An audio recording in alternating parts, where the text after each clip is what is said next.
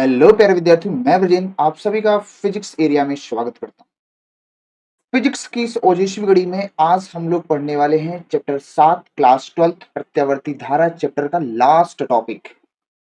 आज का जो हमारा टॉपिक है वो ट्रांसफार्मर है। फिर हम ट्रांसफार्मर के प्रकार देखेंगे, फिर बनावट उसकी कैसे होती है, कार्यविधि देखेंगे, हानि देखेंगे, उसका उपाय करेंगे, उपयोग पढ़ेंगे और गांव में कौन सा ट्रांसफार्मर प्रयोग किया जाता है और पावर हाउस में कौन सा ट्रांसफार्मर प्रयोग किया जाता है उसकी भी हम क्या करेंगे, अच्छे से बात करने वाले।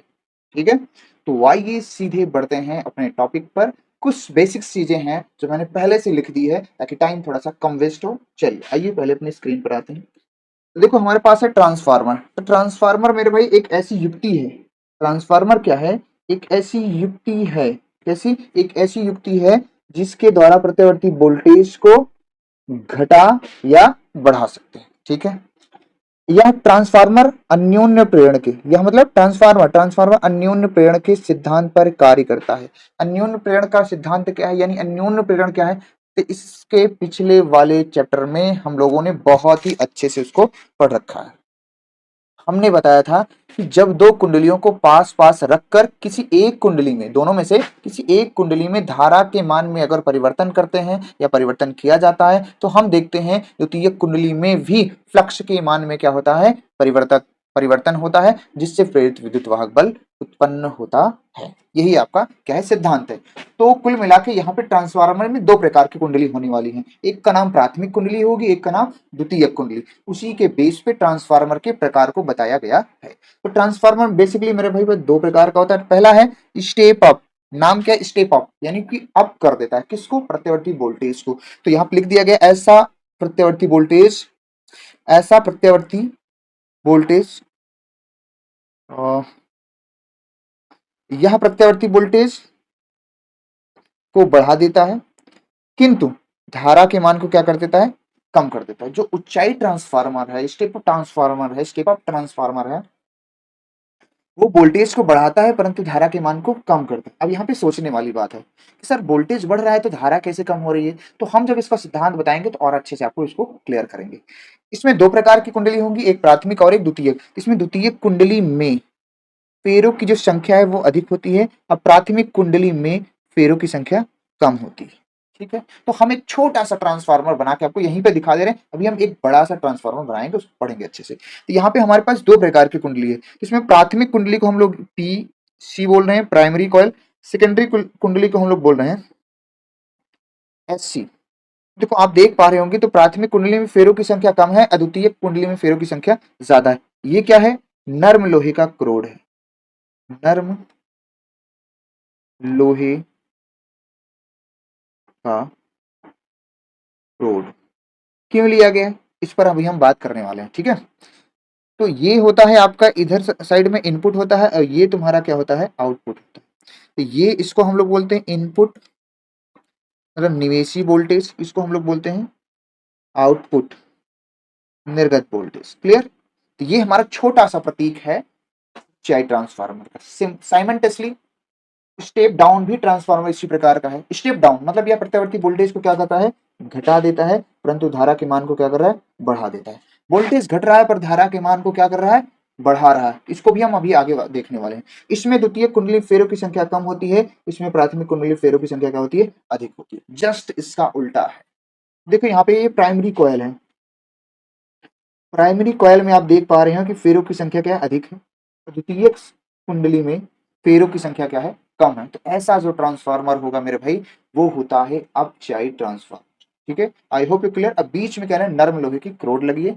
क्यों लगी है अभी बात करने वाले हैं। ठीक है, तो इस तरह से हमारा का ट्रांसफार्मर को हम प्रकार को समझा सकते हैं। अगर हमारा ऊंचाई ट्रांसफार्मर किसे कहते हैं बनाने के लिए आ जाए तो इतना नहीं बनाना है, हालांकि मैं अभी बताने वाला हूं, पर बेसिक इसकी यही है। ठीक है, तो आइए हम बढ़ते हैं, एक ट्रांसफार्मर बनाते हैं, उसके हम बनावट को देखेंगे और कार्यविधि को देखते हैं। ठीक है, चलिए एक ट्रांसफार्मर। तो हमारे पास देखिए भाई ट्रांसफार्मर की एक बनावट है। तो हमने क्या किया, एक ट्रांसफार्मर पहले से अरेंजमेंट कर दिया है, बना दिया है। ये प्राथमिक कुंडली है ऊपर, है ना, और नीचे क्या लगा दिया है? द्वितीयक कुंडली। ठीक है, कोई दिक्कत नहीं सर। अब आप ध्यान से देखो यहाँ पर फेरों की संख्या, मैं रिपीट कर रहा हूँ देखना, कलर मैं ले रहा हूँ बैगनी। ठीक है, ये फेरों की संख्या यहाँ पे 1, ये 2 और ये 3, और यहाँ पे फेरों की संख्या मैंने 4 मान लो फेरों की संख्या दिखाई है, 2 दिखाई। और इसमें देखो आप, इसमें फेरों की संख्या क्या है, अधिक है। मतलब किस कुंडली में फेरों की संख्या अधिक है? सर द्वितीयक कुंडली में फेरों की संख्या अधिक है, तो द्वितीयक कुंडली में फेरों की संख्या अधिक है तो कौन सा ट्रांसफार्मर होगा? तो आपने बताया सर द्वितीयक, मतलब कि द्वितीयक का मतलब दूसरा ट्रांसफार्मर, मतलब अपचायी ट्रांसफार्मर है ना सर। प्राथमिक में आपने बताया था प्राथमिक में कम है, द्वितीयक में ज्यादा है, तो ये कौन सा ट्रांसफार्मर बनेगा? स्टेप अप यानी उच्चाई ट्रांसफार्मर है। ठीक है सर। क्या अगर हम फेरों की संख्या को इंटरचेंज कर दें, ये जो ट्रांसफार्मर है मेरे भाई, ये बन जाएगा अपचायी ट्रांसफार्मर। तो मैं बार बार नहीं बनाऊंगा, तो फेरों की संख्या के इंटरचेंज हम लोग कर सकते हैं। ठीक है। अब यहां पर देखो, क्या हम इसकी कार्यविधि क्या है, इसमें कौन सा ऑयलिंग किया जाता है, इसका उपाय क्या है, क्या क्या चीजें लगी होती हैं, ये सब हम बात करने वाले हैं डिटेल में। इसलिए मैंने 6 7 8 हेडिंग बनाई है ट्रांसफार्मर की। अब मेरे भाई बनावट में हम लोग क्या कहते हैं, बनावट में हम लोग इस तरह से कहते हैं कि हम लोग क्या करते हैं, नर्म लोहे की पतली पतली पत्तियां लेते हैं और इसको एक पत्ती के ऊपर एक पत्ती लैमिनेटेड करके यानी विद्युत रोधी करके एक दूसरे को चिपकाते हुए आवश्यक मोटाई का बना लेते हैं। फिर बीच का हिस्सा देखो, जिससे कटा हुआ दिख रहा होगा, बीच का हिस्सा हम लोग क्या करते हैं, काट लेते हैं। बीच का हिस्सा हम लोग क्या करते हैं, काट लेते हैं। बीच का हिस्सा हम लोग क्या करते हैं, काट लेते हैं। आवश्यक मोटाई के बना के बीच के हिस्से को हम लोग क्या करते हैं, काट देते हैं। और इसमें हम क्या करते हैं, अरेंजमेंट करते हैं कुंडलियों का। इसमें हम क्या करते हैं, दोनों कुंडलियों का क्या करते हैं, अरेंजमेंट करते हैं। ठीक है सर। अब सर आप बताइए, इसमें नर्म लोहे की क्रोड आप क्यों लगाएं? भाई नर्म लोहे की क्रोड इसलिए लगाई जाती है भंवर धाराओं से बचने के लिए, भंवर धाराओं से बचने के लिए। तो क्रोड में भंवर धाराएं कम उत्पन्न हो, इसीलिए क्रोड को पटलित किया जाता है। इसीलिए हम लोग क्या करते हैं, क्रोड को क्या करते हैं, पटलित करते हैं। इसमें कई प्रकार के लॉसेस होंगे, अभी मैं आगे बताऊंगा हानि जब, तो उस लॉसेस से बचने के लिए हम क्या करते हैं, क्रोड को पटलित करते हैं। ठीक है। और तार क्या होता है, पतला लगाते हैं, बहुत ज्यादा मोटा लगाएंगे तब भी कुछ ना कुछ कमी आएगी। अभी मैं हम क्या करेंगे, हानि में इसके आपको बताएंगे उसका उपाय भी। ठीक है। तो सब तो लिखने के लिए, बनावट के लिए तो आप इतना लिख सकते हो कि हम क्या करते हैं, पतली पतली पत्तियों को ई आकार की, इसको हम एक के ऊपर विद्युत रोधी करके लैमिनेटेड करके आवश्यक मोटाई का बनाकर बीच के हिस्सा काट देते हैं। ठीक है। पूछा जाए कि लैमिनेटेड या पटलित क्यों करते हैं, भंवर धाराएं कम उत्पन्न हो, क्योंकि भंवर धाराएं बहुत खतरनाक धाराएं होती हैं। तो भंवर धाराएं कम उत्पन्न हो, इसलिए हम क्रोड को क्या करते हैं, पटलित होते हैं। इसमें और भी हानियां होती हैं, शैथिल्य हानि, तांबे के तार से हानि, उन सब हानियों से बचने के लिए अपन लोग क्या करते हैं, ऐसा करते हैं। उनका सब उपाय हम टॉपिक में आएंगे करेंगे, टॉपिक में आएंगे करेंगे। तो देखो क्या है कि अब हम आगे बढ़ेंगे। आगे हमारा बढ़ना है कि हम कार्यविधि कैसे करें। तो बनावट तो आप लिख सकते हैं, कार्यविधि में क्या है, तो देखो हम क्या करते हैं, अगर प्राथमिक कुंडली में, अगर हम क्या करते हैं, प्राथमिक कुंडली में फेरों की संख्या में क्या करते हैं, परिवर्तन करते हैं, तो हम देखते हैं द्वितीय कुंडली में भी फेरों की संख्या में क्या होता है, परिवर्तन होता है।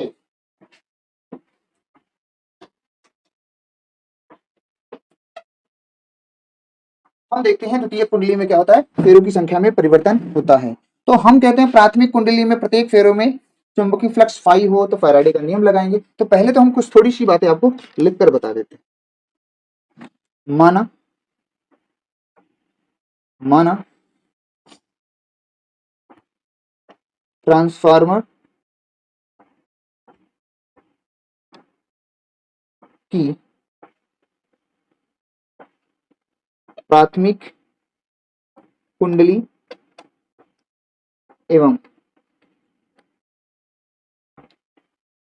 एवं द्वितीय कुंडली, कुंडली में फेरों की संख्या, फेरों की संख्या क्रमशः क्रमशः एनपी व, सॉरी 2 बार लिख दे रहा हूं, व एनएस। और प्राथमिक कुंडली का जो प्रेरित विद्युत वाहक बल होगा, फ्लक्स में परिवर्तन होगा तो प्रेरित विद्युत वाहक बल उत्पन्न होता ही है, जरूर है, ये बताया गया है।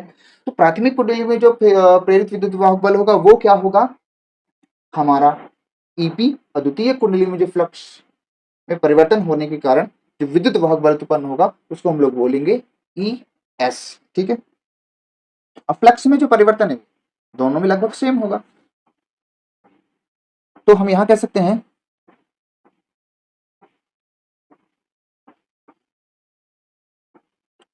यदि प्राथमिक कुंडली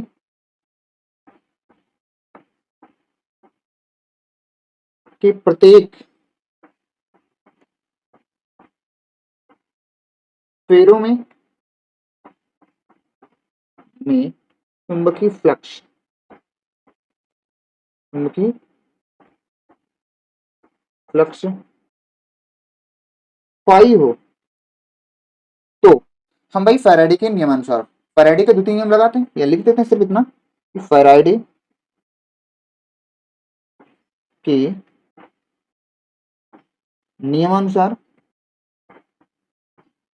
फैराडे का नियम क्या है, तो पहले प्राथमिक कुंडली का देखेंगे फिर द्वितीय कुंडली का। प्राथमिक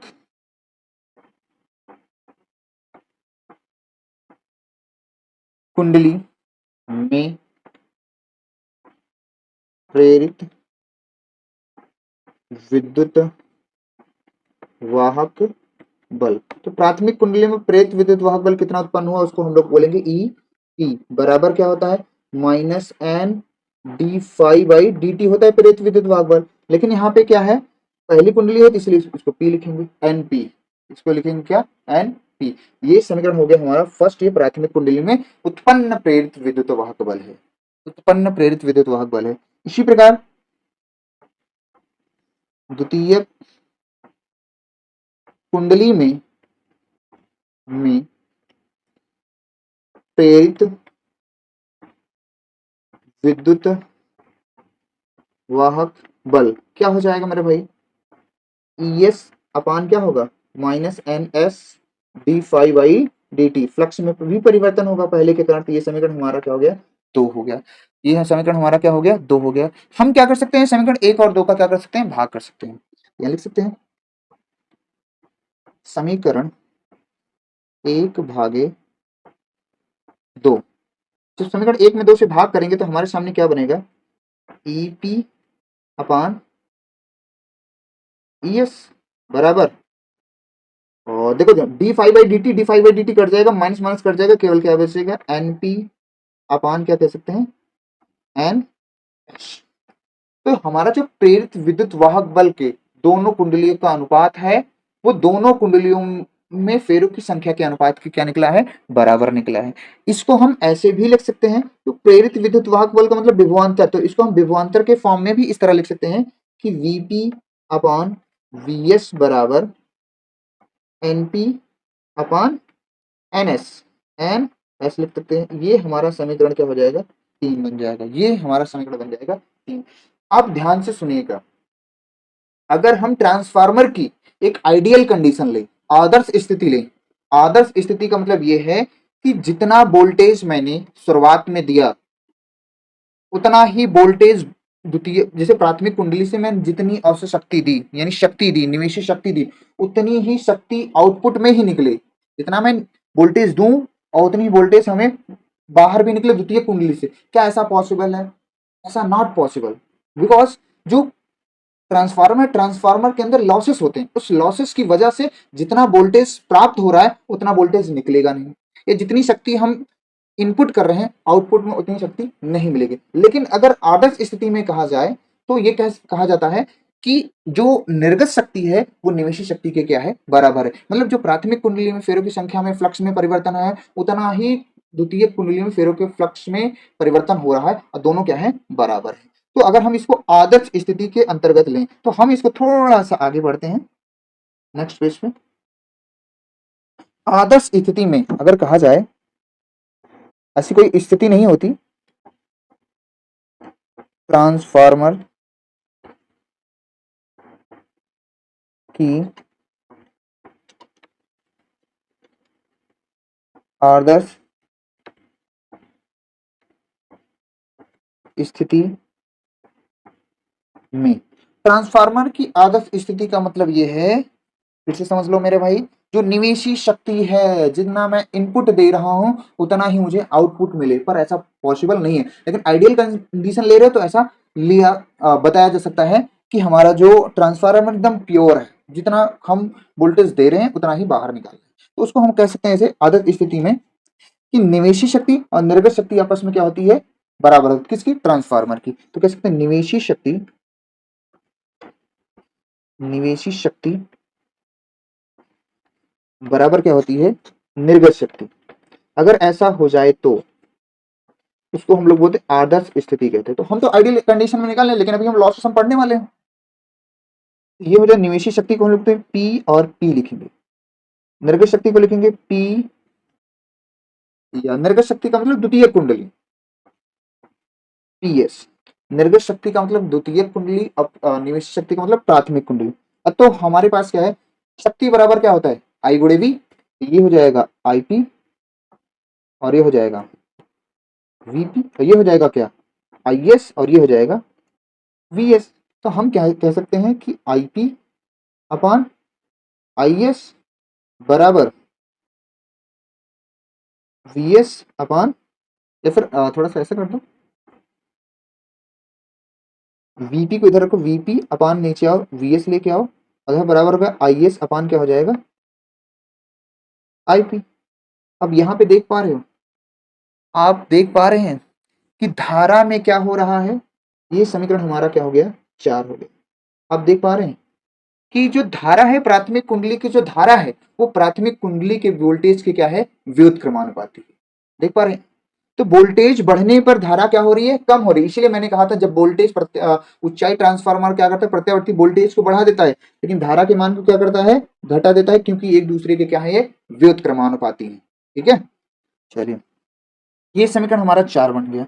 अब हम समीकरण 3 और 4 को देखो, क्या लिखेंगे, समीकरण 3 हुआ, समीकरण 4 6। तो समीकरण 4 देखो, बैक में चलो, ये है हमारा समीकरण 4, ये है हमारा समीकरण 4। तो देखो Vp अपान वीएस बराबर एनपी अपान एनएस है, इधर Vp अपान वीएस बराबर आईएस अपान आईपी है। तो आपस में तीनों क्या है, बराबर है। तो हम लिख सकते हैं Vp अपान वीएस बराबर क्या है, एनपी अपान एनएस है, और इसी के बराबर क्या है, आईएस अपान आईपी। ये आईएस अपान क्या हो गया, आईपी हो गया। यही हमारा क्या है, यही हमारा क्या है, सिद्धांत है। किसका, ट्रांसफार्मर का हमारा क्या है, ये सिद्धांत है। अब 3 अनुपात एक साथ आ गए, तो 3 अनुपात एक साथ आ गए हैं, तो उसको हम लोग कुछ मान लेते हैं। उसको हम लोग मान लेते हैं क्या, आर। और आर को ही बोला जाता है परिणमन अनुपात। क्या बोला जाता है, परिणमन अनुपात। आर को क्या बोला जाता है, परिणमन अनुपात बोला जाता है। आर को क्या बोलते हैं, परिणमन अनुपात। यहां पर मैं लिख दे रहा हूं, यहां पर, कहां पर, यहां पर, यहां पर, यहां पर आर परिणमन अनुपात है। यहाँ पर आर क्या है, परिणमन अनुपात इसको बोला जाता है। सर अगर पूछे जाए परिणमन अनुपात किसे कहते हैं, बहुत आसानी से बता सकते हो यार, कि प्राथमिक कुंडली में फेरों की संख्या तथा द्वितीय कुंडली में फेरों की संख्या का जो अनुपात है, परिणमन अनुपात कहते हैं। या फिर आप कह सकते हो द्वितीय कुंडली में प्रवाहित धारा तथा प्राथमिक कुंडली में प्रवाहित धारा का अनुपात क्या है, परिणमन अनुपात है। या फिर आप प्राथमिक कुंडली का वोल्टेज तथा द्वितीय कुंडली के वोल्टेज का जो अनुपात है, वो परिणमन अनुपात होता है। आप इस तरह से किसी को भी मतलब इस तरह से परिणमन अनुपात को आप परिभाषित कर सकते हो। अब इसका जो मान है वो बताता है कि ट्रांसफार्मर कौन सा होगा, जो है ऊंचाई होगा कि अपचाई। अगर, काम की बात है, नोट करिए भाई, किस सवाल में ऐसा पूछा जा सकता है, अगर आर का मान 1 से बड़ा है, देन, अगर आर का मान हम कभी निकालेंगे, अभी सवालों में निकालेंगे, तो अगर 1 से बड़ा आता है तो हमारा ट्रांसफार्मर होता है step up, step up transformer, transformer. अगर आर का मान क्या है, 1 से छोटा है, तो हमारा जो देन जो ट्रांसफार्मर है, स्टेप डाउन ट्रांसफार्मर होता है। ठीक है, क्या इतनी बात क्लियर आ रही, क्या इतनी बात क्लियर हो रही, बहुत ही सही। दो पहचान हुई, अगर प्राथमिक कुंडली में फेरों की संख्या ज्यादा है, द्वितीयक में कम है, या द्वितीयक में ज्यादा है प्राथमिक में कम है, एक पहचान तो हम वहां से करते हैं, दूसरी पहचान यहाँ से करेंगे। और भी अभी हम आपको पहचान इसकी बताने वाले हैं, और भी पहचान हम इसकी क्या करने वाले हैं, बताने वाले हैं। तो जो है अब आप इसको याद तैयार रखिएगा, ये सिद्धांत आपका आता है, ठीक है। अब हम पढ़ेंगे कि सवाल आने से पहले हम पहले ये पढ़ेंगे कि लॉसेस क्या है। लॉसेस के साथ हम इसका क्या करेंगे, वो भी पढ़ लेंगे, क्या उपाय भी। तो सबसे पहले कौन कौन से लॉस होते हैं, तो पहला है हमारे यहाँ इसका जो है कौन सा हानि होता है, सबसे पहले यहाँ पे क्या होता है, ताम्र हानि। क्या होता है, ताम्र हानि मतलब तांबे के तार से हानि। ताम्र हानि का मतलब होता है तांबे के तार से हानि। तो हानि एवं उपाय एक साथ लिखेंगे, यहाँ लिख देंगे, इंग्लिश में एक बार दे रहे हैं, एनर्जी लॉसेस, एनर्जी भी, एनर्जी लॉसेस, ठीक है, इन ट्रांसफार्मर, ट्रांसफॉर्म। तो ट्रांसफार्मर मतलब ट्रांसफार्मर तो हिंदी में क्या बोलते हैं, परिणामित। ट्रांसफार्मर में ऊर्जा हानि, ऊर्जा हानि। ये पूछता है कि ट्रांसफार्मर का क्या सिद्धांत बताइए, उसकी हानि बताइए, क्या बताइए, हानि। उपाय भी हम इसके साथ बता देंगे आपको, कोई दिक्कत वाली बात नहीं है, ठीक है। ये ठीक है। तो सबसे पहली जो हानि है वो है हमारी क्या है, जिसको हम लोग बोलते हैं तांबे के तार से हानि, ताम्र हानि बोलते हैं। क्या बोलते हैं, कॉपर लॉसेस। क्या बोलते हैं, कॉपर लॉस, बोलते हैं ताम्र हानि। ताम्र हानि का मतलब तांबे में हानि, तांबे के तार से, ताम्र। अब आप सुनिएगा ध्यान से, है ना, ध्यान से सुनिएगा, मैं चीजों को लिखता तो चलूंगा पर आप भी ध्यान से क्या है, सुनते चलेंगे मेरे भाई, ठीक है। अब आपको पता है अच्छे से, क्या पता है कि जो ट्रांसफार्मर बनाया जाता है, जो उसमें कुंडलियां होती हैं वो तांबे के तार की होती हैं। तो तांबे के तार से बनी कुंडलियां होती हैं। अब भाई तांबे के तार से बनी है तो उनमें कुछ ना कुछ तो प्रतिरोध रहेगा भाई। कोई भी इलेक्ट्रॉनिक चीजें बनाई गई हैं, अगर वो तार से बनाई गई तो किसी भी तार का एक प्रतिरोध होता है, प्रतिरोध शून्य नहीं हो सकता। तो जो प्रतिरोध इसका शून्य नहीं हो सकता है, तो यानी उष्मा के रूप में, यानी उष्मा बोले तो उष्मा क्या होता है formula, I square R. I square R के समान क्या करेगी, शक्ति को क्षय करेगी। और क्या करेगी, शक्ति को क्षय करेगी।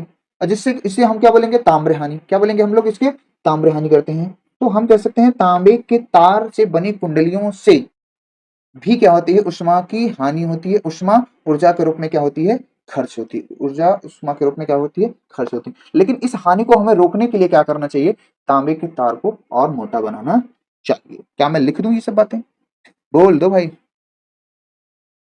चल तो मैं शॉर्ट में लिख देता हूँ इसकी बातें, बहुत ही बेसिक से लिखूंगा क्योंकि आपको एक लाइन में ज्यादा समझ में, मैंने बता दी बहुत काफी अच्छे से। तो लिख देंगे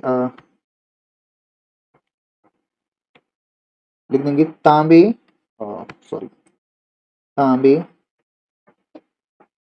के तार से बनी कुंडलियों, तांबे के तार से बनी कुंडलियों के कारण, के कारण उसमें ऊर्जा, उसमें ऊर्जा उष्मा के रूप में क्षय होती है, क्षय होती। मैंने अभी बताया कि जो भी तांबे के तार हैं उसका कुछ ना कुछ प्रतिरोध होता है, प्रतिरोध शून्य नहीं होता। अब प्रतिरोध शून्य नहीं होगा तो ये ऊर्जा को उष्मा के रूप में क्या करेगा, क्षय करेगा। किस रूप में, H बराबर आई स्क्वायर आर के रूप में क्या करेगा, उष्मा को क्या करता है, ये नष्ट करता है। हम ये चाहते हैं कि ताम्र हानि कम से कम हो, ताम्र हानि क्या हो, कम से कम हो। तो क्या करते हैं, इसका उपाय मैं यही लिख दे रहा हूं, उपाय मैं चाहता हूं कि ताम्र हानि क्या हो, कम से कम हो। तो ताम्र हानि को कम करने के तार की मोटाई बढ़ाते हैं, मैं बता रहा हूँ। उपाय क्या है? तांबे के तार की मोटाई, की मोटाई, ये उपाय है। तांबे के तार की मोटाई बढ़ाई जाती है, बढ़ाई जाती है। एक तो ये तरीका है कम करने का, और दूसरा अगर हीट जनरेट हो रहा है उसमें हम क्या करते हैं, कुंडली के चारों ओर ठंडी हवा या तेल, आपने अब जो ट्रांसफार्मर आता है उसमें ऊपर भी एक टैंक लगा होता है, उसमें भी तेल आधा भरा रहता है, तो तेल गर्म होता है ना, तो वहां जो है इसको कूलिंग करने के लिए, इसको ठंडा करने के लिए इसमें तेल प्रवाहित करता है। ऊपर का तेल ठंडा होता है तो नीचे आता है, प्रक्रिया चलती है ना। तो दूसरा तरीका है कि चारों तरफ ठंडी हवा अथवा तेल को क्या करते हैं, प्रवाहित करते हैं, तो ताम्र हानि कम हो जाती है, पहली चीज। दूसरा, दूसरी जो हमारी हानि है, दूसरी हानि है शैथिल्य हानि, देख सकते हो शैथिल्य हानि। कौन सी हानि है? शैथिल्य, शैथिल्य हानि। इसमें क्या होता है, इसमें क्या होता है, ध्यान से सुनिएगा, इसमें क्या होता है, ध्यान से सुनिएगा भाई, इसमें क्या होगा, ध्यान सुनिएगा। इसमें क्या होता है, ट्रांसफार्मर की जो आयताकार कुंडली के चुंबकन विचुंबकन, एक चुंबकन और विचुंबकन, ये जो आयताकार कुंडली है लगातार क्या होती है, चुंबकित होती है, विचुंबकित होती है, जिसके कारण, जिसके कारण इसके प्रत्येक चक्र में जो ऊर्जा है वो उष्मा के रूप में क्षय होती है, उष्मा के रूप में क्या होती है, क्षय होती है। तो हम लिख सकते हैं यहाँ पे कि ट्रांसफार्मर, पहले लिख दिया जाए तो ज्यादा सही है, ट्रांसफार्मर, ट्रांसफार्मर की आयताकार कुंडली, आयताकार कुंडली के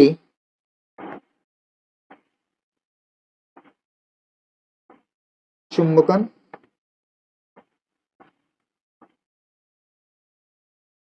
एवं विचुंबकन, विचुंबकन के प्रत्येक चक्र में, चक्र में ऊर्जा उष्मा के रूप में, उष्मा के रूप में क्षय होती है, क्षय होती है।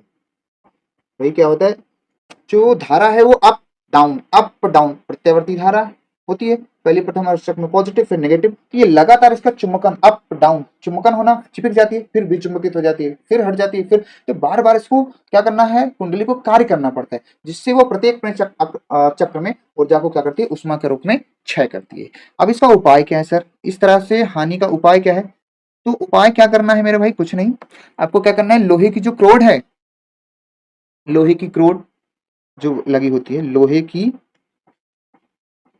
क्रोड, क्रोड को तो चुंबकीय, चुंबकीय मिश्र धातु, मिश्र धातु की बनाते हैं, जिससे क्या होता है, जो लॉसेस है ना, जो शैथिल्य लॉस है वो क्या होता है, कम से कम हो पाता है, जो शैथिल्य लॉस है वो क्या है, कम से कम होता है। तो यही ये है, ये हानि। एक और हानि पढ़ाते हैं, दो हानि कम से कम आपको पता होनी चाहिए मेरे भाई, है ना, क्योंकि वो पूछा जा सकता है।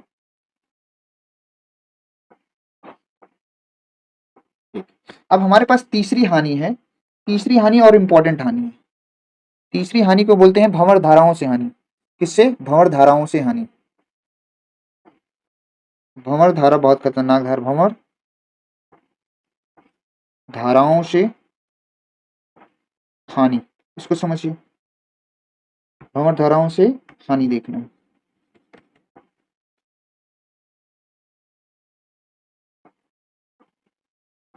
भंवर धाराओं से हानि क्या होती है, देखो, ट्रांसफार्मर की जो क्रोड है, नर्म लोहे की क्रोड को पटलित करके बनाते हैं, ताकि क्या हो, उसमें भंवर धारा कम उत्पन्न हो जाए। उष्मा ऊर्जा के रूप में कम खर्च हुए, लेकिन फिर भी क्या होता है, कुछ न कुछ ऊर्जा जो है उष्मा के रूप में क्षय होती रहती है। जैसे मैं कहूं कि प्रत्यावर्ती धाराओं के कारण जब चुंबकीय फ्लक्स में आवृत्ति का परिवर्तन होता है तो क्रोड में भी वोल्टेज प्रेरित हो जाता है, जिसके कारण क्रोड में भंवर धाराएं बहती हैं। इन भंवर धाराओं के कारण उष्मा ऊर्जा के रूप में क्षय होती है। ठीक है, जिसे हम भंवर धाराओं से क्या कहते हैं, इसको हानि कहेंगे। भंवर धाराओं से क्या कहेंगे, हानि कहेंगे। तो हम कह सकते हैं कि प्रत्यावर्ती धाराओं के कारण फ्लक्स में परिवर्तन में आवृत्ति परिवर्तित होती है। तो क्या होता है, आवृत्ति के परिवर्तन होने से क्रोड में प्रेरित वोल्टेज उत्पन्न हो जाता है, और ये क्या करता है, भंवर धाराओं को जन्म देने लगता है। तो कह सकते हैं क्या कि ट्रांसफार्मर, जैसा मैंने बोला उस तरह भी लिख सकते हो, कोई दिक्कत नहीं। ट्रांसफार्मर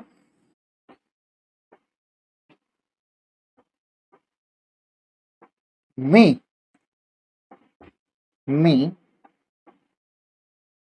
एसी के कारण, प्रत्यावर्ती धारा के कारण, एसी के कारण विद्युत फ्लक्स में आवृत्ति परिवर्तित होती है,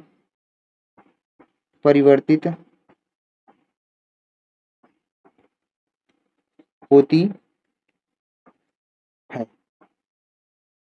जिससे क्रोड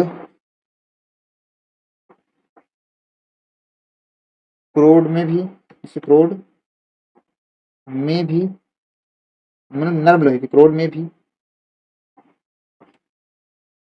प्रेरित वोल्टेज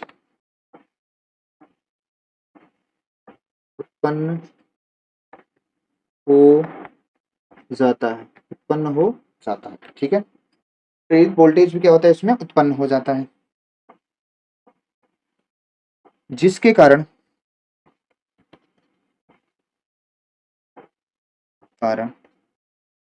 भंवर धारा उत्पन्न हो जाएगी। प्रेरित विद्युत वाहक बल उत्पन्न हुआ तो जिसके कारण भंवर धाराओं से ऊर्जा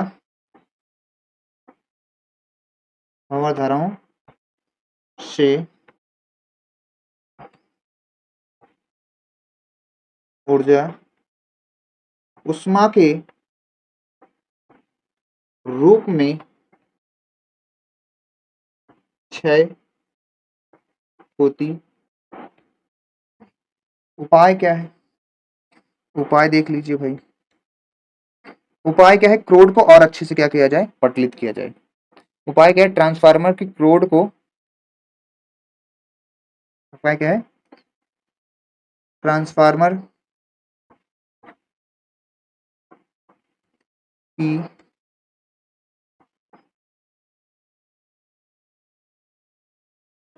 की क्रोड को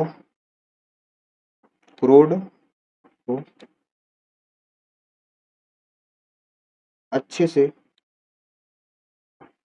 पटलित करके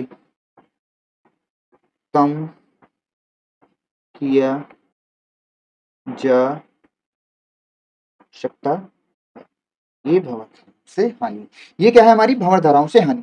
तो ट्रांसफार्मर में एसी के कारण फ्लक्स में आवृत्ति परिवर्तित हो जाती है, जिससे क्रोड में प्रेरित विद्युत वोल्टेज उत्पन्न हो जाता है, जिसके कारण भंवर धाराओं से जो भंवर धाराएं हैं वो ऊर्जा को उष्मा के रूप में क्षय करती रहती हैं। ठीक है, और ट्रांसफार्मर, ये भंवर धाराओं से हानि से बचने के लिए ट्रांसफार्मर की क्रोड को और हम अच्छे से क्या करते हैं, पटलित किया जाएगा। लेमिनेटेड करने के बाद भी थोड़ा बहुत क्या है, भंवर धाराएं उत्पन्न होती हैं। तो और इसको अच्छे से पटलित किया जाए तो भंवर धाराओं से हानि से बचा जा सकता है। ठीक है, आई होप क्लियर। अब ये मेरे भाई हो गया, 3 लॉसेस बहुत है, क्या है, आपको 3 लॉसेस आपके लिए बहुत सही है, बस 3 लॉसेस आपको याद रहे।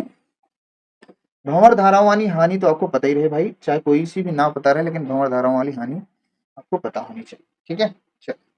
तो हम थोड़ा अब बढ़ेंगे इसकी इफिशियंसी पर, किसी भी ट्रांसफार्मर की इफिशियंसी कितनी होती है, आइए देखते हैं। बैक में क्यों चले गए भाई? देख, ट्रांसफार्मर की हम लोग बोलेंगे दक्षता, इफिशियंसी ऑफ ट्रांसफार्मर। तो देखो यहाँ पे ट्रांसफार्मर की दक्षता क्या है, इसको बोलते हैं इफिशियंसी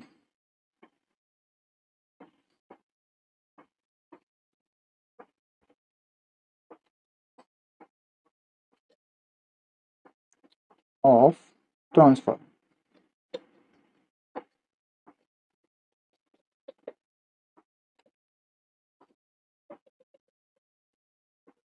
हिंदी में इसको कहते हैं ट्रांसफार्मर की दक्षता। ट्रांसफार्मर की जो दक्षता है इसको हम लोग ईटा से लिखते हैं, और ये होती है क्या, जो निर्गत शक्ति है, जो हमारी निर्गत शक्ति है, और जो हमारी क्या है, निवेशी शक्ति है, निवेशी, निर्गत शक्ति और निवेशी शक्ति, ये जो हमारी निर्गत शक्ति है और क्या है, निवेशी शक्ति का जो अनुपात है, उससे हम ट्रांसफार्मर की दक्षता को बताते हैं। उससे हम क्या करते हैं, ट्रांसफार्मर की दक्षता को बताते हैं। इसको हम इस तरह से लिख सकते हैं, निर्गत शक्ति को हम लोग लिख सकते हैं, यानी निर्गत शक्ति का मतलब द्वितीय कुंडली का विभव, वीएस आईएस।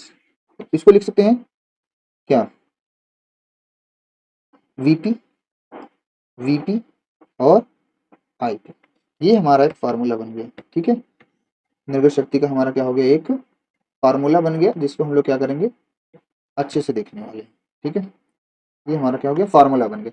तो हम कह सकते हैं कि ट्रांसफार्मर की निर्गत शक्ति तथा निवेशी शक्ति का अनुपात ट्रांसफार्मर की दक्षता कहलाती है। इसको हम लोग क्या करते करेंगे, ईटा से लिखेंगे। अब एक चीज आपको बताया जाए, किसी भी ट्रांसफार्मर की जो दक्षता है, किसी भी ट्रांसफार्मर की जो दक्षता है वो 100% मानी जाती है, लेकिन ट्रांसफार्मर में विद्युत ऊर्जा हानि के कारण उसका जो परसेंटेज है वो 90 से 98% गिर जाता है, 90 से 95% रहता है। तो यहां पर हम ये बात लिख सकते हैं मेरे भाई कि यहाँ पे आदर्श ट्रांसफार्मर में किसी भी प्रकार की विद्युत ऊर्जा क्षय नहीं होती है। अगर आदर्श ट्रांसफार्मर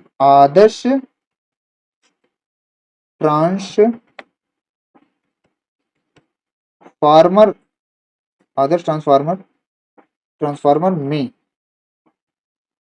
विद्युत ऊर्जा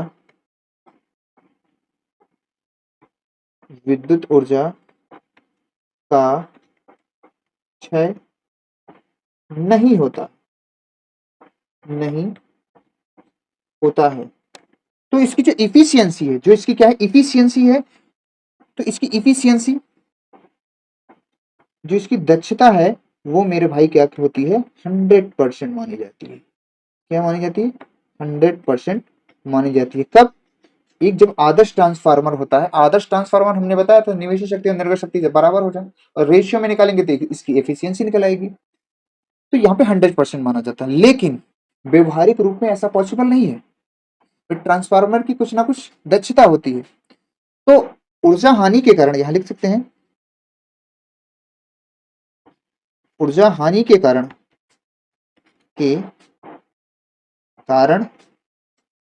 इसकी दक्षता इसकी दक्षता इसकी दक्षता मीटर यानी कितनी रह जाती है, इसकी जो दक्षता होती है वो, अब जो नए नए ट्रांसफार्मर आ रहे हैं 90% से 98% 95% तक इसकी इफिशियंसी तक होती है, तक होती है। पहले के ट्रांसफार्मर जो है, जो पहले के, आज के 10 साल पहले 20 साल पहले ट्रांसफार्मर की जो इफिशियंसी थी, बहुत सारी लॉसेस होते थे, तो उसकी ट्रांसफार्मर की जो दक्षता होती थी 70 से 90 या 80 से 90 या 70 से 85 के बीच में इसकी इफिशियंसी होती है। लेकिन अब के जो नए ट्रांसफार्मर आ रहे हैं उसकी जो इफिशियंसी है कम से कम है, मतलब जो परसेंटेज है वो ज्यादा से ज्यादा है, मतलब 100 के करीब, यानी कि आदर्श स्थिति में पहुंचने की कोशिश करते हैं। फिर भी थोड़ा बहुत लॉसेस होता है, लॉसेस मैंने अभी बता दिया उस तरह से होंगे। तो ठीक है, तो कोई भी ट्रांसफार्मर 100% प्योर नहीं होता, उसमें कुछ ना कुछ उसकी दक्षता में कमी होती है। ठीक है। और किसके कारण? ऊर्जा हानि के कारण। वो ऊर्जा हानि किस तरह होती है? ताम्र हानि से भी होती है, सैथिल्य हानि से भी होती है, भंवर धाराओं से भी हानि होती है। इन हानियों से ये 100% नहीं माना जाता है। ठीक है, आई होप यू क्लियर। अब हम आपको बताएंगे कि पावर हाउस में जो हमारा उपयोग है, उपयोग पे जाने से पहले हम आपको, अच्छा उपयोग में ही चले और उपयोग में ही अभी सारी चीजों को हम लोग सीखते हैं। आइए हम बढ़ते हैं नेक्स्ट पेज पे। अभी हमारे पास सवाल भी है, तो आप चिंता नहीं करिएगा, सवाल है हमारे पास। ठीक है, तो देखो मेरे भाई, देखो जैसे हमने शुरुआत में क्या पढ़ा था, हमने क्या पढ़ा था? ट्रांसफार्मर। ट्रांसफार्मर के प्रकार हो गया, बनावट हो गई, कार्यविधि हो गया, ठीक है, हानि हो गई, उपाय हो गया, उपयोग आ गया। उपयोग के बाद हमने एक गांव का ट्रांसफार्मर बताया और पावर हाउस का ट्रांसफार्मर। तो सबसे पहले हम उपयोग इसका बता देते हैं। उपयोग, उपयोग बता देते हैं। क्या बताते हैं? उपयोग। सबसे अच्छा उपयोग इसका है कि विद्युत शक्ति को एक स्थान से दूरस्थ स्थान तक भेजने में, यानी विद्युत ऊर्जा को एक स्थान से दूसरे स्थान तक भेजने में करते हैं इसका उपयोग। चलिए आइए हम पहले यूज लिख लेते हैं, फिर उसको हम बाद में समझाते हैं। उपयोग, यूज ऑफ ट्रांसफार्मर।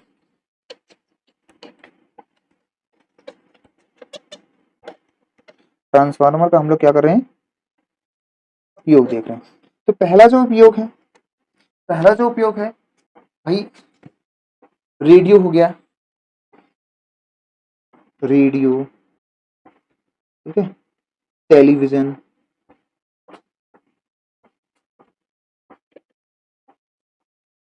ठीक है, टेलीफोन, टेलीफोन आदि में हम ट्रांसफार्मर का यूज करते हैं। आदि में एक और उपयोग हम लोग बता सकते हैं, क्या? एलिमिनेटर, एलिमिनेटर, ठीक है, एलिमिनेटर तथा पावर सप्लाई में, पावर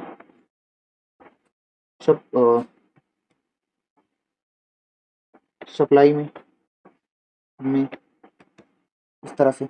और जो तीसरा है बहुत ही काम का, इंपॉर्टेंट है ये वाला समझना है, इसको हम बहुत ही अच्छे से समझेंगे, इंपॉर्टेंट भी है। तीसरा क्या है? कलर चेंज करके लिख दे रहा हूं मैं। तीसरा ये है विद्युत ऊर्जा, विद्युत ऊर्जा या विद्युत शक्ति बोल दो, शक्ति को दूरस्थ स्थानों तक, स्थानों तक भेजने में। कैसे? यही समझना है, भेजने। अब यहीं पे हम इसको समझेंगे। देखो भाई समझो, अब ध्यान से समझो, उपयोग हमारा ये हो जाएगा और गांव का जो ट्रांसफार्मर है और जो पावर हाउस का ट्रांसफार्मर यहीं से पता चलेगा। ठीक है, अब जनरली पावर हाउस में हम लोग मान ले दो तरीके से चीजें होती हैं। देख लो, पावर हाउस में जो उत्पन्न शक्ति है मकानों तक तार के द्वारा, देखो जो पावर हाउस में जो भी हम वोल्टेज उत्पन्न करते हैं उसको तार के द्वारा गांव गांव में भेजा जाता है। और हमारे गांव में मान लीजिए जो हमें घर में लाइट चाहिए 220, 200, 220, 220, 240, इतना वोल्टेज की हमें क्या करती है? आवश्यकता होती है। ठीक है, यदि पावर हाउस में उत्पन्न शक्ति 2 वोल्ट, यदि मान लेते हैं सिर्फ ऐसे मानना, सपोज लेट कर लिया हमने, हमने क्या कर लिया? लेट कर लिया कि पावर हाउस,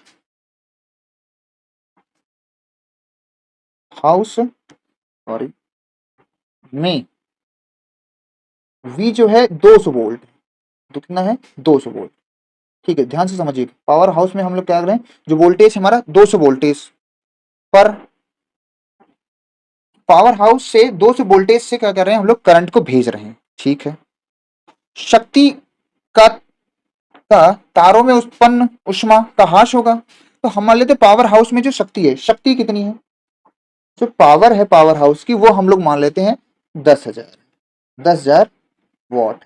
तो हम यहां से अगर धारा निकालें, यहां से हम क्या निकालें? धारा निकालें। तो धारा बराबर क्या होता है? धारा बराबर क्या होता है? E बाई वी हो जाएगा। यहां से 10,000 बटे हम लोग क्या करेंगे? 2, ये तो 2 जीरो से 2 जीरो कट गया, ये 5 दूना 10 यानी 50 एम्पियर हो जाएगा। क्या होगी? हमें 50 एम्पियर की। अब आप सोचो 50 एम्पियर की धारा को प्रवाहित करने के लिए इतनी, ये बहुत प्रबल धारा है। क्या है? प्रबल धारा है, प्रबल धारा, ये क्या है, प्रबल धारा।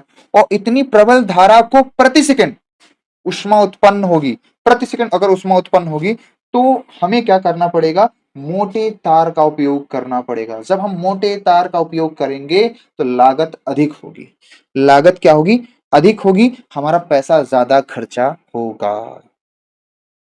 समझ पा रहे हैं? मोटे तार की आवश्यकता, इतनी एम्पेयर की धारा को प्रवाहित करने के लिए मोटे तार की आवश्यकता पड़ेगी, और मोटा तार लगाएंगे तो भैया हमें क्या होगी, लाइन खड़ी करने के, मोटे तार की लाइनों को खड़ी करने के लिए हमें अधिक लागत की आवश्यकता पड़ेगी। तो हम क्या करते हैं, हम क्या करते हैं भैया, अब इसको समझो। अब इस हानि से, इस लागत से बचने के लिए हम लोग क्या करते हैं, इस हानि से हम लोग बचने के लिए हम लोग क्या करेंगे कि पावर हाउस में ऊंचाई ट्रांसफार्मर द्वारा, अब यहां देखा, पावर हाउस में स्टेप अप ट्रांसफार्मर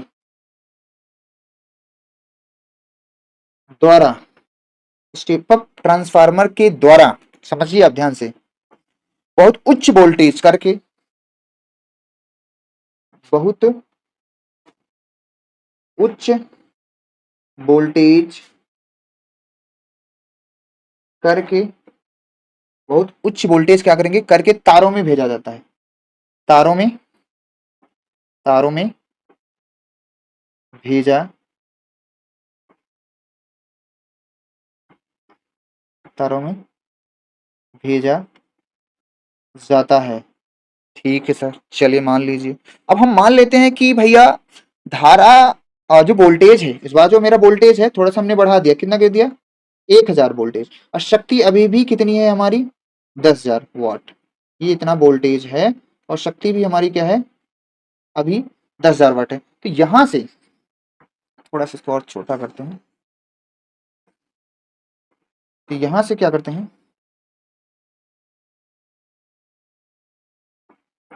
तो देखो अब हम क्या करते हैं कि यहां से अगर हम आई निकालेंगे, क्या निकालेंगे, अगर हम यहां से धारा निकालेंगे तो हमारी क्या होगी, 10,000 बटे 1,000, 1,000, 3030 मर गया तो कितना आया, 10 एम्पियर की धारा आएगी। इस बार क्या होगी, 10 एम्पियर की धारा आएगी। तो 10 एम्पियर की धारा तो आई, ठीक है सर, 10 एम्पियर की धारा क्या होगी, प्रवाहित किए हम लोग, चलो अच्छी बात है ये। अब 10 एम्पियर की धारा को हम पतले तार से भेज सकते हैं, भेज सकते हैं, पतली तार से हम क्या कर सकते हैं, भेज सकते हैं। और उसमें उष्मा भी क्या होगी, बहुत कम उत्पन्न होगी, क्योंकि प्रबल धारा होगी तो ज्यादा उष्मा उत्पन्न करेगी, 50 एम्पियर, कम धारा है तो कम उष्मा उत्पन्न करेगी। अब उच्च वोल्टेज के द्वारा धारा को भेजा जाता है, लेकिन अब जिस स्थान पे सप्लाई करना होता है, अभी जैसे आपने जो है 1,000 का वोल्टेज दिया, भाई घरों में हमें क्या होता है, लगभग हमें कितने की आवश्यकता पड़ती है, 200, 220, 240 वोल्टेज की आवश्यकता है। अब आप हमें तारों में कितना दे रहे हैं, 1,000 वोल्टेज दे रहे हैं, धारा तो आपने कम कर दिया, 1,000 वोल्टेज दिया, धारा कम कर दिया, तार पतला लगा दिया, अच्छी बात है। लेकिन अब हमारे घर में अगर 1,000 वोल्टेज आएगा या 10 एम्पियर की डायरेक्ट धारा आएगी तो भाई क्या होगा, क्या होगा, हमारा सारा सिस्टम क्या होगा, जल जाएगा। तो इसके लिए क्या किया जाता है, गांव में, गांव में या जहां सप्लाई करना होता है ना, तो जहां जिस स्थान पर विद्युत सप्लाई करनी होती है, लिखना यहां पे ध्यान से देखिएगा, जहां पर, जहां पर विद्युत सप्लाई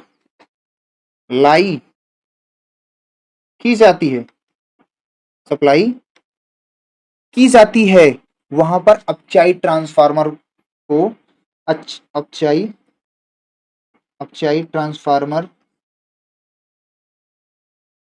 अपचाई ट्रांसफार्मर, फार्मर द्वारा वोल्टेज को, वोल्टेज को पुनः 200 वोल्ट या 200 या 220 वोल्ट में में परिवर्तित कर लेते हैं, मतलब ये कहने का पूरी कहानी का सार समझो। अगर हम पावर हाउस से 200 वोल्टेज जनरेट करते हैं, पूरी बात सुनना, 200 वोल्टेज का अगर हम वोल्टेज देते हैं और शक्ति कितनी है हमारी 1000 10,000, तो हम धारा हमारी 50 एम्पियर की, तो 50 एम्पियर की धारा बहुत प्रबल धारा होती है और ये उष्मा को बहुत उत्पन्न करेगी। तो 50 एम्पियर की धारा को भेजने के लिए हमें मोटे तार की आवश्यकता पड़ेगी, मोटे तार की आवश्यकता होगी 50 एम्पियर की धारा प्रवाहित करने के लिए।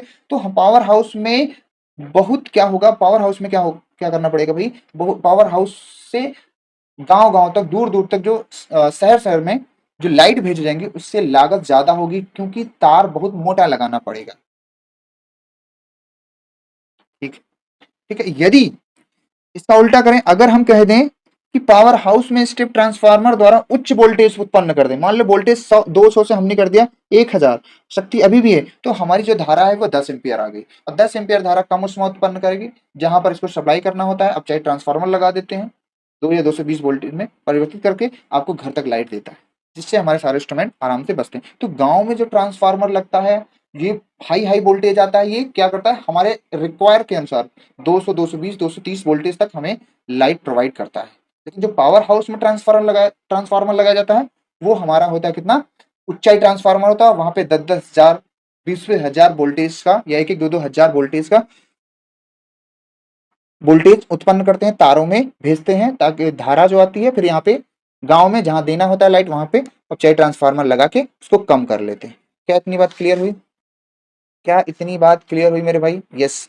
अब हम करेंगे, ये हमारी तरफ से ट्रांसफार्मर पूरी तरह से क्या हुआ, खत्म हुआ। तो गांव में कौन ट्रांसफार्मर है, आप समझ गए कि ऊंचाई ट्रांसफार्मर लगाया जाता है, और जो पावर हाउस में वो ऊंचाई होता है। ठीक है, क्या इतनी बात क्लियर रहेगी मेरे भाई? तो आइए हम क्या करते हैं, 2 सवाल करते हैं इस पर। ठीक है, तो जो पहली सवाल है आपकी स्क्रीन पर मेरे भाई, पहली सवाल है आपकी स्क्रीन पर, देखिएगा, हम लोग इसका सोल्यूशन लगाएंगे, बहुत ही बढ़िया सवाल है। तो पहली सवाल क्या है, किसी अपचाई ट्रांसफार्मर की संचरण लाइन की वोल्टता, संचरण लाइन की वोल्टता है, क्या है, संचरण लाइन की क्या है अपनी वोल्टता। ठीक है सर, यानी कि वीपी है। वीपी कितना है, प्रारंभिक वोल्टेज ना 200 और 2200 वोल्ट है। ठीक है सर, फिर कह रहा है से 200 वोल्ट, से 200 वोल्ट, यानी कि वीएस कितना है हमारा, द्वितीय कुंडली का 200 वोल्ट कर दिया गया, 220 वोल्ट, 220 वोल्ट कर दिया गया। ठीक है, परिवर्तित करता है, यानी कि पहले पावर हाउस में हमने इतना भेजा और यहाँ से अपचाई ट्रांसफार्मर द्वारा 220 वोल्ट कर दिया गया। प्राथमिक कुंडली में फेरों की संख्या, यानी कि एनपी कितना है हमारा, 500 फेरे हैं, 500 राउंड है। ट्रांसफार्मर की दक्षता यानी ईटा कितनी है, 90% है, ईटा हमारा कितना है, 90%, दक्षता इसकी कितनी है, 90%। ठीक है सर, ठीक है सर, कोई दिक्कत नहीं, 90% है। ठीक है, फिर क्या कह रहा है, तो ट्रांसफार्मर में 8 किलोवाट, तो दक्षता तथा निर्गत शक्ति 8 किलोवाट के, निर्गत जो शक्ति है, निर्गत शक्ति यानी कि निर्गत शक्ति क्या होती है आपको पता है, निर्गत शक्ति मैं लिख दे रहा हूं, निर्गत शक्ति हमारी कितनी है, यानी पी एस बोल सकते हैं, सेकेंडरी कॉयल का, अभी अभी नहीं बताया, निर्गत शक्ति हमारी कितनी है, 8 किलो वाट है। इसको वाट में बदलेंगे तो ये हो जाएगा 8,000 वाट, यानी 1,000 से क्या कर देंगे हम, गुणा कर देंगे। इतना डाटा हमारा क्या है, दिया गया है, इतना डाटा हमारा क्या है, दिया गया है। ठीक है, क्या क्या पूछ रहा है, पूछ क्या रहा है, नंबर 1 आपसे पूछ रहा है द्वितीय कुंडली में फेरों की संख्या। तो पहले तो द्वितीय कुंडली में फेरों की संख्या आसानी से निकाल लो। देखो, द्वितीय कुंडली में फेरों की जो संख्या है वो आसानी से निकाली जा सकती है। क्या होता है, अभी अभी हमने बताया था फॉर्मूला, कि जो वीपी अपान वीएस है बराबर होता है एनपी अपान एन एस के। तो हमें क्या है, द्वितीय एन एस निकालना है पहली चीज। तो वीपी का मान कितना है, 2200, वीएस का मान कितना है, 220, एनपी का मान कितना है, 500, और एनएस क्या है, निकालना है। ठीक है सर, 0 से 0 कट गया, 22 से 22 कट गया, कितना बचा, 10। अरे कितना बचेगा जी, 10 बचेगा कि नहीं जी, 5,000 है क्या, राउंड कितना है हमारा, 5,000, कितना लिखा हमने, 500 लिखा है, 500, तो 500 राउंड है। ठीक है, कोई नहीं, ये बचेगा 22 धामा, यानी कि हो जाएगा अपना 100, 10 बार गए, ठीक है। अब यहाँ से क्या बचा, तो हम यहाँ से दिस एम्प्लॉय कह सकते हैं कि एन एस बराबर होगा 500 बटे 10, कट जाएगा और यानी हो जाएगा ये कितना अपना, एक जीरो से एक जीरो कट गया, यानी आ गया 50 राउंड। कितना आ जाएगा, 50 राउंड आ गया, 50 राउंड, 50 राउंड आ गया द्वितीय कुंडली में फेरों की संख्या। ये द्वितीय कुंडली में फेरों की संख्या कितनी आ गई, 50 राउंड आ गई। अगर 5000 राउंड होता मेरे भाई, 5000 राउंड कर दूं, अगर 5000 राउंड होगा तो कोई दिक्कत नहीं। अगर यहाँ पर कोई ना, हम इससे कोई मतलब नहीं है, ठीक है। द्वितीय कुंडली में फेरों की संख्या कम है तो कम है, ठीक है। अब हम यहाँ पे क्या हमसे पूछ रहा है, दूसरा हमसे क्या पूछ रहा है, क्या कह रहा है कि द्वितीय कुंडली में फेरों की संख्या निकाल लिया, कितना है, इतना आंसर, ये आपका आंसर है। फिर कह रहा है निवेशी शक्ति निकालिए। तो देखो ईटा बराबर क्या होता है, अभी अभी मैंने था, निर्गत शक्ति, सॉरी, निर्गत शक्ति बटे क्या होता है, निवेशी शक्ति। अभी अभी मैंने बताया निवेशी शक्ति, ज्यादा शक्ति, ठीक है सर।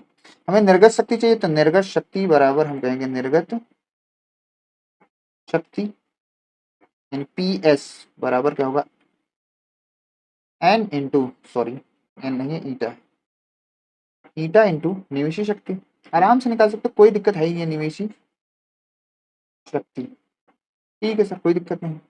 तो पी एस बराबर यानी सेकेंडरी पावर है, तो ये क्या है, 90% है, क्या है ये, 90% है, परसेंट का मतलब, अच्छा एक बार लिख दे रहा हूँ। और निवेशी शक्ति कितनी है, दी गई है, कितनी, 8000 वाट, 8000 वाट है, ठीक है।